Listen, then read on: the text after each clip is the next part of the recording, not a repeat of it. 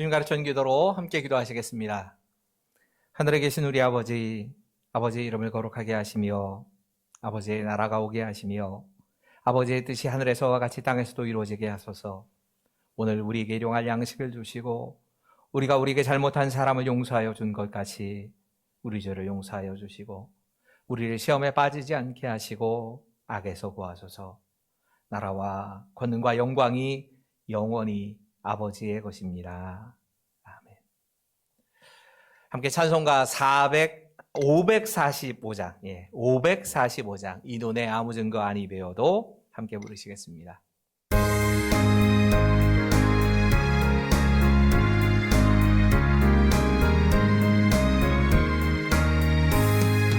이 눈에 아무 증거 아니 배워도 믿음만을 가지고서 늘 걸으며 이 귀에 아무 소리 아니 들려도 하나님의 약속 위에 서리라. 걸어가세 믿음 위에 서서 나가세 의심 버리고 걸어가세 믿음 위에 서서 눈과 귀에 아무 증거 없어도 이 눈이 보기에는 어떠하든지 이미 얻은 증거대로 늘 믿으며 이 맘에 의심 없이 살아갈 때에 우리 소원 주 안에서 이루리. 걸어가세 믿음 위에 서서 나가세 의심 버리고 걸어가세 믿음 위에 서서 눈과 귀에 아무 증거 없어도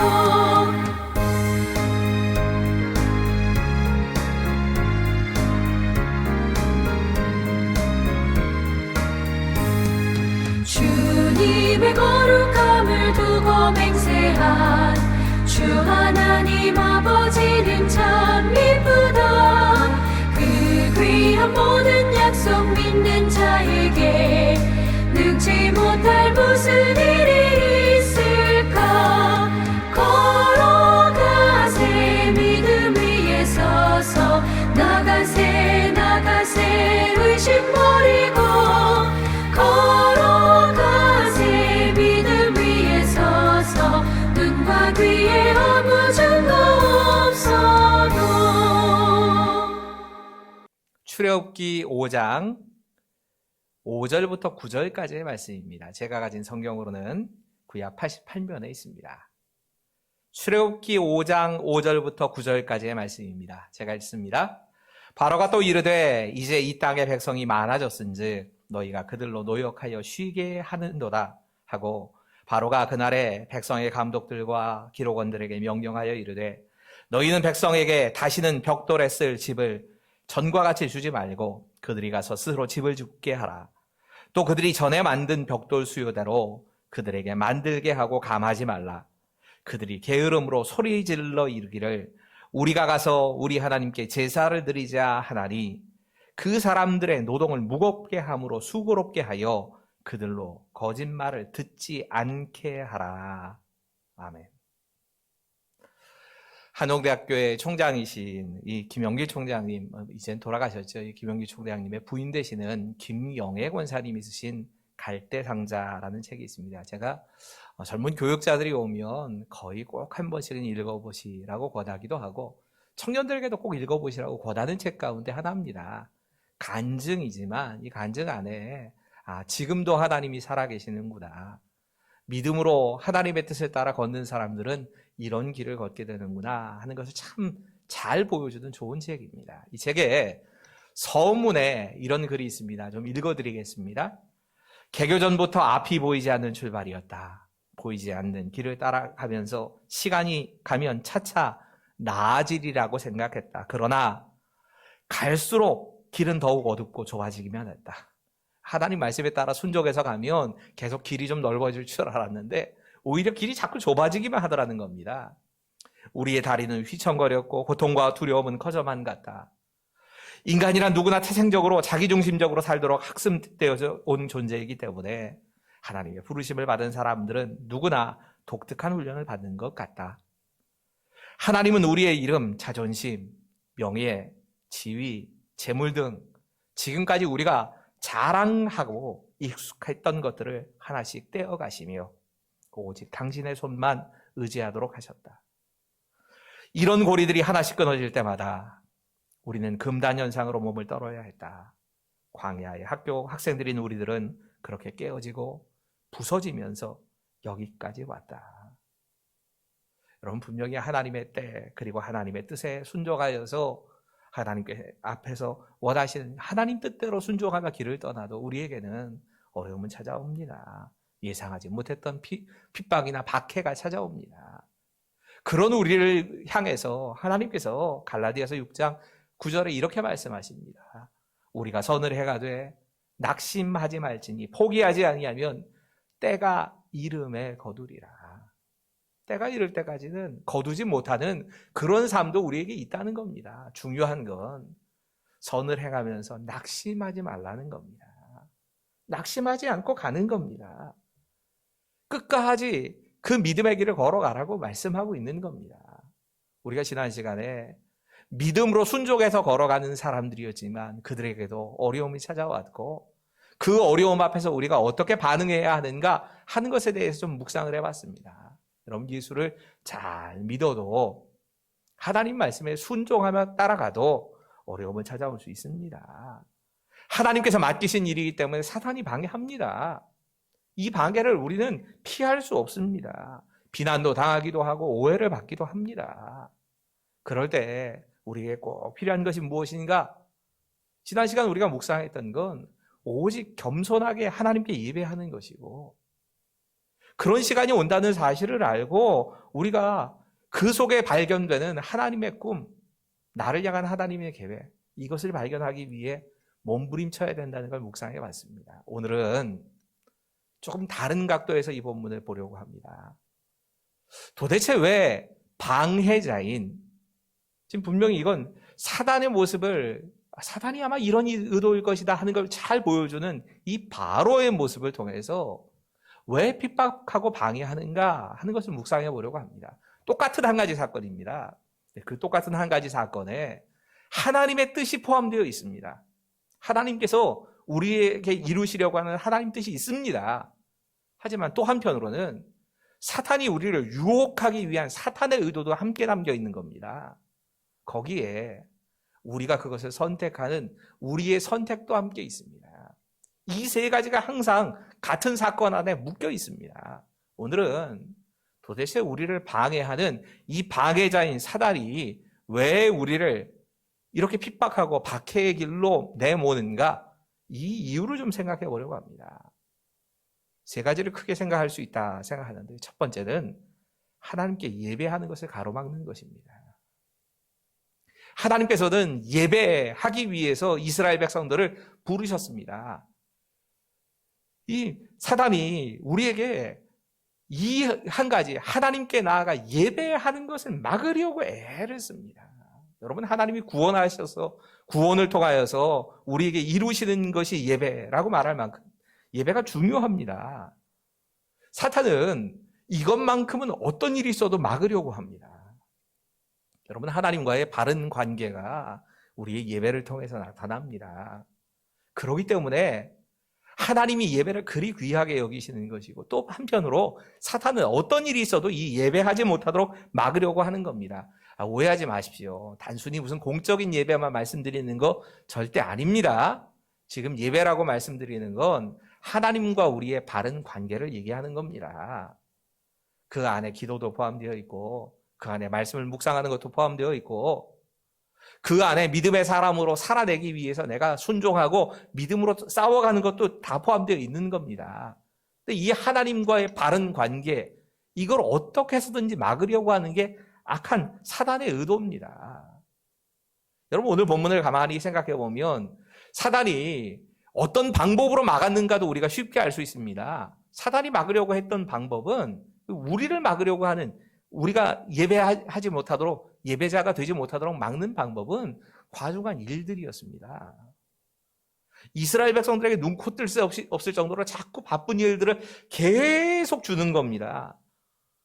여러분, 우리가 세상에 살아가면서 정말 산더미 같은 과중한 업무나 일들을 만날 때가 있습니다. 그리고 그걸 통해서 때로는 사단이 우리를 하나님의 뜻대로 서지 못하도록 방해할 수도 있습니다. 방해거리가 될 때가 있습니다. 오해하지 마십시오. 제가 예배와 기도 많이 중요하고 우리가 살아가는 삶이 아무런 의미가 없다, 그렇게 말씀드리는 거 아닙니다. 우리가 살아가는 삶에서 그 모든 일들을 하나님께서 내게 맡기신 일이다 생각하고 가정생활에 충실해야 되고 내가 해야 되는 직업에도 최선을 다해야 되는 게 맞습니다. 하나님께서 내게 맡기신 일이라고 믿고 지금 진짜 말씀드리려고 하는 건 우선권입니다. 예배하니까 형식적인 그 예배만 말씀드리는 게 아니고 하나님과의 관계 말씀드리는 겁니다. 하나님과의 관계가 우리의 모든 것을 최우선이어야 한다는 겁니다. 이것이 나머지 것을 끌고 가는 힘인 겁니다. 사탄은 자꾸 이 우선권을 흔들어 놓으려고 합니다. 야, 이것보다 훨씬 중요한 게 얼마나 많은데 네가 주일에 예배 드린다고 해서 혹은 아니면 어떤 시간을 따로 떼어놓고 아침에 큐티한다고 해서 새벽 기도를 드린다고 해서 밥이 되냐 떡이 되냐, 너한테 주어진 게 아무것도 없다. 유익한 게 없다. 너 당장 뭔가 하려면, 먹고 살려면 이런 거 해야 돼. 우리가 여기에 한 번만 흔들리면 사단은 계속 그 먹고 사는 문제를 가지고 우리를 유혹해 옵니다. 우리를 넘어뜨리려고 합니다. 하나님과의 바른 관계를 세우지 못하도록 계속해서 방해합니다. 또 한 가지 사단이 가지고 있는 의도가 있다면 하나님과 이 하나님의 백성들과 하나님이 세우신 지도자 이 사이를 이간질하려고 합니다. 여러분, 오늘 본문의 말씀을 조금 다른 각도에서 다시 한번 보실 필요가 있습니다. 우리 7절부터 9절까지의 말씀을 좀 읽으실 텐데요. 귀로 들으시면서 뭐라고 얘기하는지를 좀 귀 기울여서 들어보십시오. 너희는 백성에게 다시는 벽돌에 쓸 집과 집을 전과 같이 주지 말고 그들이 가서 스스로 집을 죽게 하라. 또 그들이 전에 만든 벽돌 수요대로 그들에게 만들게 하고 감하지 말라. 그들이 게으름으로 소리질러 이르기를 우리가 가서 우리 하나님께 제사를 드리자 하나니 이 사람들의 노동을 무겁게 함으로 수고롭게 하여 그들로 거짓말을 듣지 않게 하라. 여러분, 바로가 하나님의 백성을 내어보내라고 하는 아론과 모세를 향해서 그의 청을 거절하는 것으로 끝내는 게 아니라 이스라엘 백성들을 더 힘들게 만든 겁니다. 그래도 예전에는 벽돌을 굽고 무언가를 할 때 건축 재료들은 줬습니다. 근데 이제는 건축 재료도 안 주면서 짚을 주워다가 그래서 건축 재료를 만들라고, 양은 하나도 줄일 수 없다. 일이 몇 배로 또 늘어난 거 아닙니까? 여러분, 이걸 통해서 결과가 어떻게 되느냐? 하나님의 백성들이 모세와 아론은 원망합니다. 바로가 의도한 게 그겁니다. 지금 내 백성을 내어보내라 하는 이 명령을 가지고 찾아온 모세와 아론의 말, 그 말이 거짓말이니까 그 말에 귀 기울이지 못하도록 막아버리라는 겁니다. 여러분, 사단은 언제나 우리들 사이를 갈라놓는 역할을 하려고 합니다. 특별히 하나님의 백성과 그 지도자들 사이를 갈라놓는 역할을 합니다. 이게 사단이 어려움을 주는 이유 가운데 하나입니다. 여러분, 당당하게 민족의 해방을 요구하는 모세와 아론을 지금 바로가 가두지 않았습니다. 구금하고 구속하고 매질하고 고문하고, 아니면 그것도 안 되면 그냥 백성들 앞에서 없애버리면 될 텐데, 죽여버리면 될 텐데 그렇게 안 합니다. 만약에라도 그렇게 했다면 하나님의 백성들이 똘똘똘 뭉칠 수도 있습니다. 그렇게 하지 않고 모세와 아론이 이 바로를 만난 그 직후에 명령을 내려가지고 너희가 지금까지 하던 일들이 있는데 그 일보다 더 많은 일을 해야 된다 하고 짐을 가중시킨 겁니다. 그러니까 원망이 바로에게 가지 않고 모세와 아론에게 원망의 화살과 비난의 화살이 다 쏟아져 내린 겁니다. 바로가 실제로 말하려고 하는 건 이 소리인 겁니다. 야, 어리석은 히브리 백성들아, 너희들이 뭐 지도자 모세나 아론의 말을 믿는데 그 말 믿지 말아라. 뭐 그들 손에 능력의 지팡이가 있다고 그러는데 그 능력의 지팡이 던져서 뱀으로 만들고 그냥 그 뱀을 뭐 잡으면 지팡이 되는 거, 그거 이상 아무것도 못해. 내가 그럼 놔줄 줄 알았냐? 아무런 능력이 없다. 봐라, 너희들 그 모세와 아론 말을 듣다가 노동만 더해졌고 더 힘들어지지 않았어? 여러분, 바로 이 의도를 가지고 하는 겁니다. 여러분, 분명히 악한 영인 사단은 우리 사이에 하나님과 하나님이 세우신 백성들 사이를, 하나님과 하나님 사이를 갈라놓으려고 하고, 백성의 지도자들과 백성을 갈라놓으려고 하고, 하나님의 백성들끼리 서로 시기하고 질투하고 싸우게 만듭니다. 여러분, 분명히 모세와 아론이 약속한 건 이스라엘을 해방시켜 주겠다고 하는 거였지만 결과적으로는 더 심한 고역과 더 심한 압박이 찾아왔습니다. 하지만 이때는 오히려 하나님의 백성들이 하나님을 중심으로 지도자들과 함께 뭉쳐야 될 때인 겁니다. 사단이 이루는 또 하나의 이유는, 마지막 이유는 이렇게 찾을 수 있을 겁니다. 자신에게 이익이 안 된 겁니다. 우리 5절의 말씀을 좀 주의를 기울여서 보셔야 합니다. 5절 이렇게 말씀합니다. 같이 읽겠습니다. 시작. 바로가 또 이르되 이제 이 땅의 백성이 많아졌거늘 너희가 그들로 노역을 쉬게 하는도다 하고. 여러분, 바로가 사람들 풀어주지 않은 중요한 이유는 자신에게 유익이 안 돼서입니다. 아니, 정확하게 말하자면 손해가 되기 때문입니다. 백성들이 많다. 이스라엘 백성들이 이제 많아졌는데 이들이 노역하는 것, 일하는 걸 쉬게 하면 그럼 나한테 손해가 된다. 당시에 사람들이, 노예들은 그 노예의 주인의 소유물에 불과하다고 생각했습니다. 그리고 그 노예가 하는 그 모든 일들을 통해서 자기가 유익을 얻는 사람이었습니다. 근데 그 노예들을 어느 순간 손을 놓고 이 소유 재산이 뭐 일주일에 한 번씩은 쉬겠다? 안식일을 지키려고 하면 그렇게 되겠지요?